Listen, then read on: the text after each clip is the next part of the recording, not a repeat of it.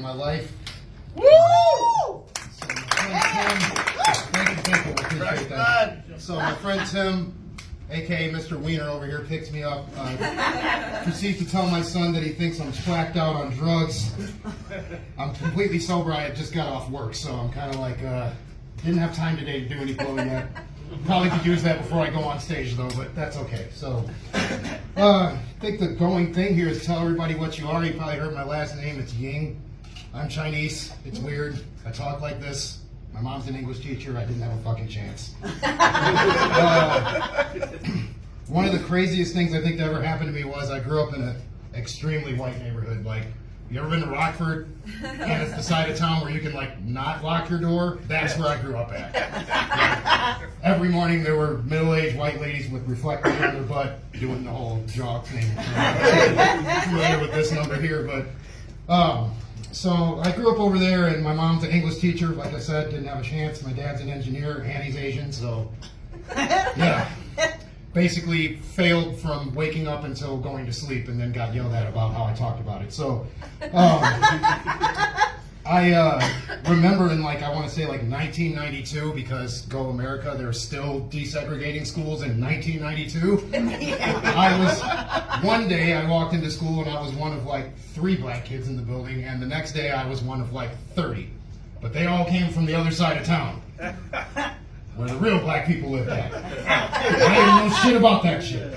So I'm all, walking through the hallway, and they're like, "What's up, little nigga?" And I'm like, "Dang, why are you calling me that, bro? Like, what are you talking about?" And one of the dudes looks at me, he's like, we call each other that. You know that, right? Like, had a heart-to-heart with me. I'm 7, learning for the first time. This is what you say to other people. So I go home, and I try to say it to my sister, but, again, English teacher, mom, white neighborhood, kind of hit up my sister with the hard R, and she's like, "What the fuck is wrong with you?" My sister was the black sheep of the family. My dad really hated her, actually, I think. She was the first one to listen to rap music, and my dad, being a half-black Chinese Republican, pretty much walked in her room every single fucking day and ripped her records off of her. Yeah, it's that old. We're talking.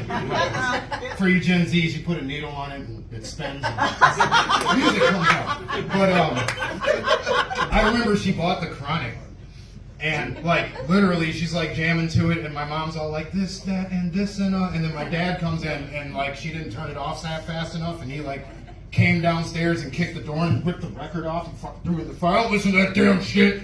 It's all why are you so upset?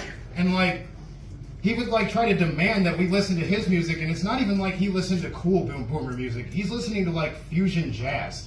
There's no words. It's just fucking instruments and runs and shit. And he's trying to tell teenagers and children to listen to this crap, and we're all all right, whatever you want, dude. Just stop yelling at us and tell me that you love me, and we didn't fail one day. That's all I ask. You can probably tell he's a big focal point in my life. He's Daryl Jr. I'm actually Daryl III.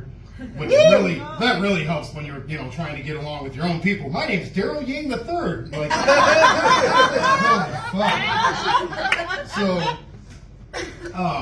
I got into being a grown up and everything like that, and about 12 years old I started to make rap music.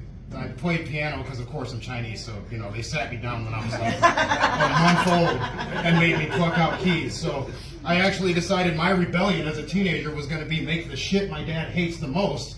So I started making hardcore fucking gangster rap. I'm talking drugs, guns, booze, bitches, the whole 9 yards. So I move in with him, and he finds my lyric book, and I think that a piece of his soul might have melted out of him at that moment. And he was like, "Why do you make this ignorant ass bullshit?" And then, of course, because he's Asian and wants me to be an overachiever, he took me to the store and bought me all the studio equipment I needed. This shitty ass music that he hates so much.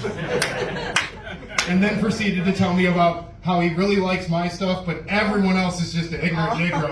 And that shit is awful. So, that's Daryl Jr. for you. I got 20 seconds left, and I don't really know what else to say. So, thank you very much. I appreciate it.